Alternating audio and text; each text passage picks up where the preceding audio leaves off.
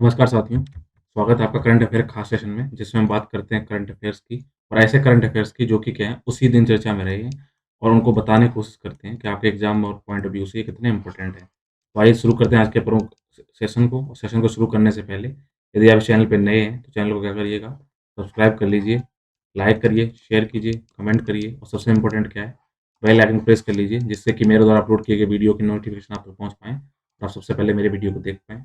तो आइए शुरू करते हैं आज के प्रमुख करंट अफ़ेयर क्या-क्या चर्चा में बने हुए हैं और इनको आप फ़ॉलो करते रहिएगा, क्योंकि ये ना केवल आपकी यूपीएससी एग्ज़ाम की तैयारी को मजबूत करेंगे, बल्कि जितने भी स्टेट के पीसीएस एग्ज़ाम हैं और उनके अलावा जितने भी आपके एसएससी, बैंकिंग, रेलवे, एनटीपीसी या फिर जितने आपके कांस्टेबल, एसआई वगैरह जो भी एग्ज़ाम हैं, सबके जो करंट अफ़ेयर पूछे जाते हैं, वो इसमें कवर करने की कोशिश की गई जाती है। तो आइए शुरू करते हैं आज के करंट अफ़ेयर को और सबसे पहले देखते हैं आज का पहला प्रश्न क्या है। तो आज का पहला प्रश्न ये है कि किस संविधान संशोधन के अंतर्गत एक समान राष्ट्रव्यापी वस्तु एवं सेवा कर लागू किया गया। अर्थात इसमें बोला गया है, जब देश के अंतर्गत जीएसटी लागू की गई थी, तो जीएसटी लागू करने के लिए कौन-सा संविधान संशोधन अधिनियम अपनाया गया था? तो आपको बता दें, भारत के अंदर एक समान कर व्यवस्था को लाने के लिए जब जीएसटी लागू की गई थी, तो ये वर्ष था 2016 में और इसको संविधान संशोधन था, वो था 101वां, ठीक है? तो 101वां जो कॉन्स्टिट्यूशन अमेंडमेंट है अर्थात संविधान संशोधन अधिनियम है, वो क्या करता है, देश के अंदर जीएसटी लागू करने की बात करता है। और इसके अंतर्गत इसने क्या किया गया था, जीएसटी कलेक्ट करने के लिए 3 स्तर पे, एक तो आपको सेंट्रल जीएसटी यानी कि स जो केंद्र वसूलेगा, दूसरा स्टेट जीएसटी जो कि राज्य वसूल करेगा और एक था इंटीग्रेटेड जीएसटी जो इसको संग्रहित कौन करेंगे, केंद्र और राज्य दोनों करेंगे और आपस में मिल-बाँट के कार्य किया जाएगा। तो इस तरीके से इसमें 0%, 5%, 8%, 18% और 28% की इसमें स्लैब लगाई गई थी। तो आपको बता दें, इस टाइम पे चर्चा में क्यों बना हुआ है? इस टाइम पे चर्चा में इसलिए बना हुआ है, जब जीएसटी 2016 में लगाई गई थी, 2017 में लागू की गई, तो उसने बोला था अगले 5 वर्षों तक अर्थात 2022 और वो भी 22 के कहाँ तक, जून तक क्या किया जाएगा, अगर राज्यों के द्वारा अपनी जो कर वसूली की जा रही है, उसमें कुछ कमी आएगी, एक क्या करेंगे वो, जो क्षतिपूर्ति होगी उसकी भुगतान कौन करेगा? उसकी कमी को आने की जो क्षतिपूर्ति होगी, उसके भुगतान की बात की जाएगी। केंद्र सरकार द्वारा क्या करेगा? जीएसटी क्षतिपूर्ति करेगा, यानी उसमें जो आई कमी को पूर्ति करेगा। लेकिन अभी जब जून 2022 में इसका अंतिम समय आ रहा है कि अब जब राज्य इकट्ठा करेंगे, भई अपना वसूलें और भई अपना उसी से खर्चा चलाएँ, तो कई राज्यों का ये कहना ये है, क्योंकि जिस हिसाब से कोविड-19 महामारी का दौर चल रहा है, उस हिसाब से क्या हुआ है, एक तो क्या हुआ, टैक्स कलेक्शन में कहीं न कहीं क्या आई है, कमी आई है। वहीं पर दूसरे अंतर्गत दिक्कत ये आ रही है कि अब क्या हो रहा है कि अब विस्तार करने की संभावना और कहीं पे उसको लगाया जा सके और नए मार्ग खोले जा सकें। तो विस्तार की संभावना को उन्होंने नकार दिया कि विस्तार नहीं हो पा रहे हैं। तो ऐसा करे केंद्र सरकार की जो जीएसटी क्षतिपूर्ति जो जून 2022 में इसके टाइम पीरियड को आगे बढ़ाया जाए, जिससे क्या हो कि राज्यों को घाटे में ना आए, नहीं तो ना केवल महामारी की घाटा तो है ही, इसके अलावा जो अन्य आर्थिक जो बोझ होगा, वो राज्यों पे कहीं न कहीं अधिक हो जाएगा। इसके लिए अब राज्य जैसे बड़े-बड़े राज्य चाहे केरल हो, तमिलनाडु हो या छोटे राज्य हों, छत्तीसगढ़ वगैरह में सब पे कह रहे हैं कि आर्थिक तंगहाली को वो दूर करने के लिए और कहीं न कहीं कि राज्यों को दिक्कत ना आए, इसके लिए क्या किया जाए, क्षतिपूर्ति को आगे बढ़ाया जाए, इसलिए चर्चा में प्रश्न था। इसलिए मैंने आपसे पूछ लिया ये वाला क्वेश्चन। देखते हैं आज का अगला प्रश्न क्या कह रहा है। अगला प्रश्न ये कह रहा है कि वास्तविक नियंत्रण रेखा, जिसको एलएसी या लाइन ऑफ एक्चुअल कंट्रोल कहते हैं, ये किन 2 राष्ट्रों के मध्य सीमा का निर्धारण करती है, उनके नियंत्रण को बात करती है। तो सबसे पहले बता दें, ये जो नियंत्रण करती है, निर्धारण करती है, वो चीन और भारत की जो सीमा है, उनके लिए एलएसी बनाई गई है। तो लाइन ऑफ एक्चुअल कंट्रोल को इन 2 राष्ट्रों के बीच में, चाइना और भारत के बीच में करती है। अगर वहीं पे आपसे का क्वेश्चन आ जाए कि एलओसी किनके बीच में करती है, तो एलओसी का फुल फॉर्म होती है लाइन ऑफ कंट्रोल और ये किसके, इंडिया और पाक के बीच में जो सीमा का निर्धारण है, उसके लिए करती है लाइन ऑफ कंट्रोल, ठीक है? तो लाइन ऑफ एक्चुअल कंट्रोल किसके बीच में? चाइना के बीच में। तो आपको बता दें, इस टाइम ये चर्चा में क्यों बना हुआ है? इस टाइम चर्चा में इसलिए बना हुआ है, क्योंकि आपने थ्री इडियट में लास्ट जो सीन देखा, उसमें झील दिखाई पड़ती है, जहाँ आमिर खान खड़े होते हैं, बाकी जब हीरो वहाँ मिलने पहुँचते हैं। जो पीछे वाली झील है, उसका नाम है पैंगोंग त्सो झील, ठीक है? पैंगोंग त्सो, और त्सो का मतलब होता है झील, तो ठीक है। तो पैंगोंग त्सो झील की बात क्या की जाए, इस झील की अगर हम बात करें, टोटल 135 किलोमीटर इसकी लंबाई है और 135 किलोमीटर में 45 किलोमीटर क्या है, हम इस पे अपना कब्जा किए हुए हैं। और इस झील की सबसे प्रमुख बात क्या है कि एलएसी जो लाइन है, वो इस झील के लगभग बीच से होकर गुजरती है, ठीक है? तो कहीं न कहीं इसको नियंत्रण रेखा के लिए इसमें जोड़ा गया है, ये दोनों निर्धारण करती है, पेंगोंग त्सो झील। तो अब उसमें हुआ क्या है कि इस झील को जोड़ने के लिए, उत्तर से दक्षिण जोड़ने के लिए यहाँ पे क्या किया जा रहा है, नॉर्थ से साउथ जोड़ने के लिए क्या किया गया है, चीन के द्वारा यहाँ पर एक पुल का निर्माण किया जा रहा है। और ये पुल का जो निर्माण किया जा रहा है, वो कहीं न कहीं इसमें दिक्कत इस बात की है, क्योंकि जो जो एलएसी की जो अंदर भारत के अंदर सीमा घुस रही है, उसके अंदर क्या किया है, लगभग 25 किलोमीटर वो हमारे क्षेत्र में घुसकर क्या कर रहा है, यहाँ पे निर्माण कर रहा है इस पुल का। और आपको बता दें, इस पुल का निर्माण हो जाता है और चाइना इस पे कब्ज़ा कर लेता है। चाइना के द्वारा क्या होगा, जो कहीं पर प पहले इस क्षेत्र में पहुँचने के लिए जहाँ चाइना को 12 घंटे लगते थे, तो इस पुल के द्वारा अब ये दूरी क्या हो जाएगी, सिर्फ़ 3 से 4 घंटे के बीच में ये दूरी क्या करेगा, चाइना कवर कर लेगा। इस पुल के लिए चाइना के लिए इम्पोर्टेंट हो जाता है। तो कहीं न कहीं इसका स्ट्रेटेजिक पोज़ीशन क्या होगी, चाइना की ओर मजबूत हो जाएगी, रणनीतिक स्थिति और मजबूत हो जाएगी। इसलिए क्या किया जा रहा है, भारत के द्वारा इसमें क्या किया जा रहा है, इसको रोकने की बात की जा रही है और चाइना की जो अतिक्रमण वाली जो नीति है, जो आप अतिक्रमण की बात करता है, आक्रामक नीति है, उसको दूर करने की बात करने की कोशिश कर रहा है। तो आपको बता दें कि इसलिए अब क्या कह रहे हैं, यहाँ पर क्या है, एक और यहाँ पे लड़ाई क्या चलती है, एक फिंगर स्ट्रक्चर है, जो इसी पेंगोंग त्सो झील के पास जो वहाँ पर पर्वत है, उसमें क्या है, वहाँ पर एक पर्वत की उँगली जैसी-जैसी संरचनाएँ निकली हुई हैं। तो वहाँ पे क्या-क्या हुआ है, भारत 3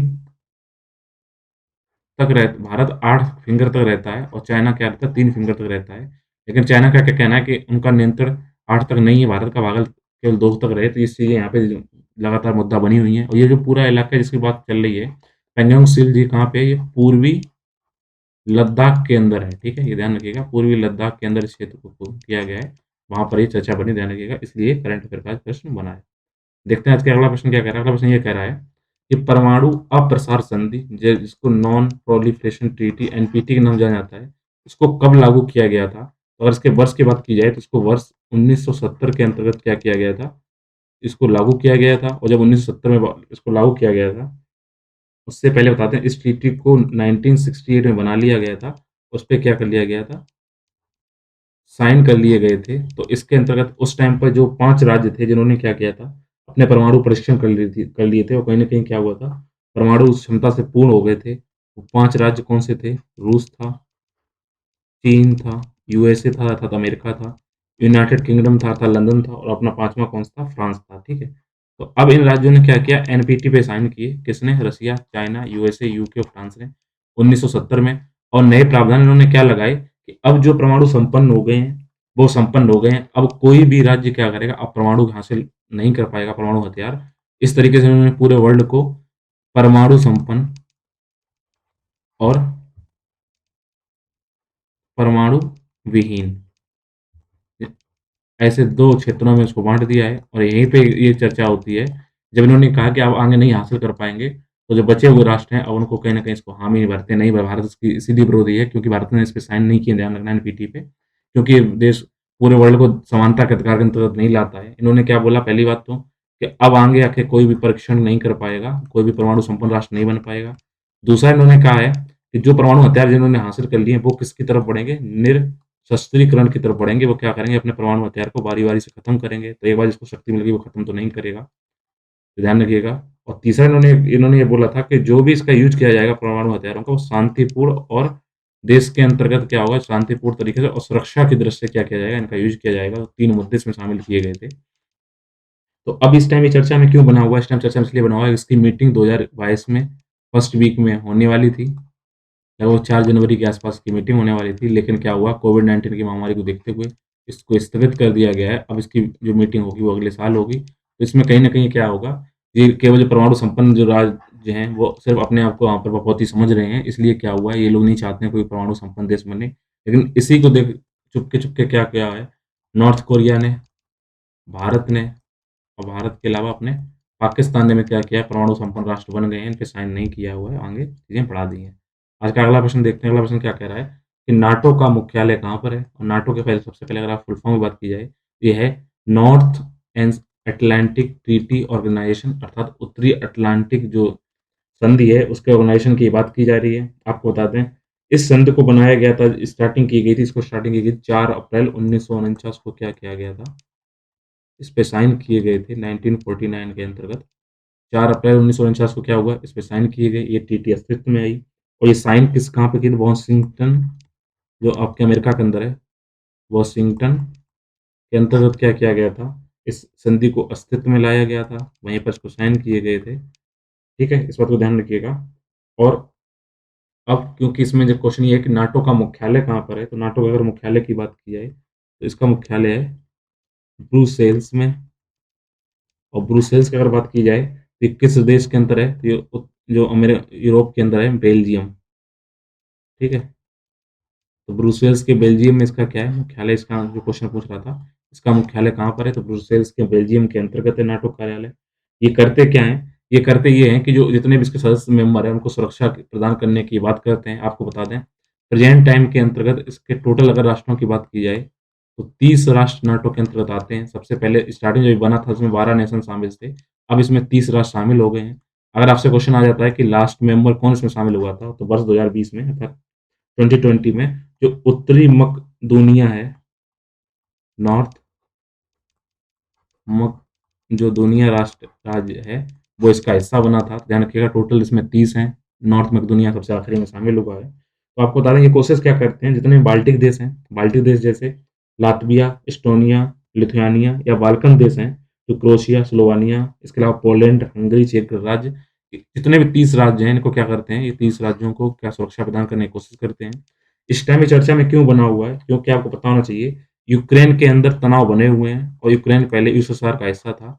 तो यूक्रेन के अंतर्गत क्या हुआ है, यूक्रेन को रक्षा करने के लिए, क्योंकि यूक्रेन उसका हिस्सा बन गया है, तो नाटो, इसके अपोजिशन में रूस, और रूस ने वहाँ पर अपने कितने 1 लाख सैनिक तैनात कर दिए हैं वहाँ पर। तो 1 लाख सैनिक और नाटो के बीच में तनातनी बनी हुई है। और कहीं न कहीं रसिया का ये कहना है कि जो आप क्या करिए, मई 1997 के बाद जो भी राष्ट्र इसका हिस्सा बने नाटो का, उनको आप छोड़ दीजिए। वो रसिया उनको देखेगा, तो आप क्या, वो अपनी अगर आप वहाँ से हट जाएँगे, तो रसिया भी उन सैनिकों को हटा देगा। जबकि नाटो का ये कहना है, क्योंकि वो देश के अंतर्गत आ गए हैं और कहीं न कहीं क्या कर रहे हैं, उनसे उनको उनकी सुरक्षा की ज़िम्मेदारी अब नाटो की है, इसलिए क्या किया जाएगा, वहाँ पे तनाव बढ़ा हुआ है। तो यूक्रेन वो क्षेत्र बना हुआ है, जहाँ पर संभावना है युद्ध होने की। तो इसीलिए क्या किया जा रहा है, यहाँ पर आपको सब पता होना चाहिए, इनका क्रीमिया क्षेत्र था, उस पे रसिया ने पहले ही इस पे कब्जा कर लिया था, नाटो के, सॉरी यूक्रेन के क्रीमिया पे। तो कहीं न कहीं विवाद बना हुआ है। वही एक चर्चा में चीज़ें हैं, तो ध्यान रखिएगा, इसलिए नाटो को इस टाइम पे चर्चा में आया हुआ है, कि इसलिए ये प्रश्न आपसे पूछा गया। मूव करते हैं नेक्स्ट प्रश्न की तरफ और देखते हैं कि अगला प्रश्न आज का क्या है। अगला प्रश्न आज का कह रहा है, भारतीय गणितज्ञ विज्ञान संस्थान, जिसको Indian institute of mathematical science कहा जाता है, ये कहाँ पर स्थित है? तो आपका आंसर बताते हैं, जो स्थित है ये है चेन्नई के अंतर्गत। और चेन्नई आपको पता होना चाहिए कहाँ के अंतर्गत है, तमिलनाडु के अंतर्गत है। तमिलनाडु का पुराना नाम क्या था? पहले इसका नाम, इसको मद्रास के नाम से जानते थे। तो Indian institute of mathematical science अर्थात भारतीय गणितज्ञ विज्ञान संस्थान कहाँ पर स्थित है? चेन्नई के अंतर्गत है। आपको बता दें इस टाइम चर्चा में क्यों बना हुआ, क्यों प्रश्न बना हुआ है? तो इसकी स्थापना की गई थी, Indian institute of mathematical science की इसकी स्थापना की गई थी 3 जनवरी 1962 को, ठीक है? 3 जनवरी 1962 को इसकी स्थापना की गई थी और इसकी स्थापना की गई थी अल्लादी कृष्णा स्वामी द्वारा, ठीक है? किसके द्वारा की गई थी? अल्लादी कृष्णा स्वामी के द्वारा क्या की गई थी? इसकी स्थापना की गई थी और इस हिसाब से 2022 में अब क्या हो गया, ये अपनी 60वीं वर्षगांठ मना रहा है। तो इस 60वीं वर्षगांठ के उपलक्ष्य में क्या हुआ, एक प्रश्न बन गया कि भारतीय गणितीय विज्ञान संस्थान अर्थात Indian institute of mathematical science, इसकी स्थापना इसका कहाँ पे स्थित है? चेन्नई के अंतर्गत स्थित है। इसको 3 जनवरी 1962 को स्थापित किया गया था। किसके द्वारा स्थापित किया गया था? अल्लादी कृष्णा स्वामी के द्वारा स्थापित किया गया था। इसलिए 60 वर्ष इसके पूरे हो रहे हैं। और आपको बता दें कि इसको और पहचान क्यों उस टाइम पे तुरंत ही मिल गई थी, क्योंकि उस टाइम पर जो नोबेल पुरस्कार विजेता थे, कौन थे? सुब्रमण्यम चंद्रशेखर, ठीक है? सुब्रमण्यम चंद्रशेखर, ठीक है? तो सुब्रमण्यम चंद्रशेखर जी ने क्या किया था, यहाँ के जो उद्घाटन हुआ था, उसपे इन्होंने अपनी स्पीच दी थी। और क्योंकि कोई नोबेल पुरस्कार विजेता यहाँ पे स्पीच देने आया था, इसलिए क्या हुआ था, इसको काफ़ी चर्चा में रहे और बाद में इम्पोर्टेंट संस्थान ही बन गया। और इसमें अगर और कुछ इम्पोर्टेंट वो ये है कि 1984 से इसका जो संचालन देख रहे हैं, वो देख रहे हैं डिपार्टमेंट ऑफ एटॉमिक एनर्जी, ठीक है? अर्थात परमाणु ऊर्जा विभाग क्या कर रहा है, इसको अब अपनी देख-रेख के अंतर्गत रखता है। तो इसके अंतर्गत काम परमाणु ऊर्जा विभाग अर्थात डिपार्टमेंट ऑफ एटॉमिक एनर्जी के अंतर्गत ये वर्क करता है। तो ध्यान रखिएगा, इस इतनी चीज़ें उसमें इम्पोर्टेंट है। देखते हैं आज का अंतिम प्रश्न, और अंतिम प्रश्न इसमें क्या कह रहा है? अंतिम प्रश्न ये कह रहा है कि आरबीआई द्वारा अभी एक गाइडलाइन जारी की गई है। वो जारी क्या की गई है कि लघु ऑफलाइन ई भुगतान सुविधा उपलब्ध कराई गई। तो क्वेश्चन ये है कि जो लघु ऑफलाइन ई भुगतान सुविधा उपलब्ध कराई जा रही है, तो इसमें अधिकतम लेन-देन की सीमा एक बार में कितनी है, कि एक बार में आप कितना रुपया ट्रांसफर कर सकते हैं? तो आपको बता दें आरबीआई ने गाइडलाइन जारी की है कि अब अगर आपके पास नेट भी नहीं है तब भी आप क्या करेंगे, ऑफ़लाइन मोड में भी क्या कर सकते हैं, आप ट्रांसफ़र कर सकते हैं मनी को। तो आपको बता दें इसमें जो अधिकतम एक बार में जो आप रुपए भेज सकते हैं, वो कितने रुपए भेज सकते हैं? ₹200 बिना नेट की सहायता से भेज सकते हैं और इस तरीके से 200-200 करके आप टोटल कितने रुपए भेज सकते हैं? टोटल रुपए भेज सकते हैं आप ₹2000, ठीक है? तो एक दिन में कितने ₹2000 पेमेंट कर सकते हैं। तो ये सुविधा आरबीआई ने क्यों लाई है? क्योंकि ऐसे क्षेत्र जो तो या तो क्या है अर्ध शहरी हैं, मतलब वहाँ पर क्या है शहर की सुविधाएँ आधी हैं, आधी नहीं है, या फिर ऐसे क्षेत्र जो क्या है ग्रामीण परिदृश्य के हैं जहाँ पर नेट की भी उपलब्धता सही से है नहीं। ऐसे छवि सभी क्षेत्रों में यहाँ पर इंटरनेट की क्या की है उसने कि कभी आप जो उपलब्धता है उसको इन्होंने क्या किया वादा ना बने और पेमेंट अच्छे से हो सके, तो उस पेमेंट के लिए इन्होंने क्या किया छोटे-छोटे जो आप चाहें तो आप पेमेंट कर सकते हैं कहाँ पर? आरबीआई की नई गाइडलाइन के द्वारा आप इसमें एक बार में ₹200 और टोटल कुल मिलाकर आप ₹2000 कर सकते हैं। और इसका मेन मोटो और मकसद क्या है कि देश के अंदर क्योंकि लगातार प्रधानमंत्री जी डिजिटल भुगतान की बात कर रहे हैं और कहीं न कहीं वित्तीय समावेशन को जो बढ़ावा देने की बात कर रहे हैं, उसी के उनके जो कल्पना है उनकी साकार करने के लिए, इसी चीज़ को आगे बढ़ाने के लिए ये वाला आपका प्रोग्राम चलाया गया है। तो इस बात को ध्यान रखिएगा। इस ई-भुगतान प्रणाली के अंतर्गत आपको बिना किसी नेट के एक बार में 200 और इस प्रकार कुल ₹2000 ट्रांसफ़र कर सकते हैं। और ये अर्ध शहरी और ग्रामीण क्षेत्रों में यह लाभ करेंगे जहाँ पर अभी भी इंटरनेट की पहुँच सही से है नहीं या लोगों के पास क्या है स्मार्टफ़ोन नहीं है। ये नॉर्मल मैसेज के द्वारा क्या कर सकते हैं, साधारण फ़ोन से ही रुपए ट्रांसफ़र कर सकते हैं। तो इसी के साथ आज के जितने प्रमुख प्रश्न बन सकते थे कंप्लीट होते हैं और उम्मीद है आपको ये सेशन समझ में आएगा। मिलेंगे नए सेशन में नए टॉपिक के साथ, तब तक अपना ख्याल रखिए, अपनी पढ़ाई को जारी रखिए और जो आप जुड़े रहिए मेरे यूट्यूब चैनल आकांक्षा जैन के साथ। Thank you.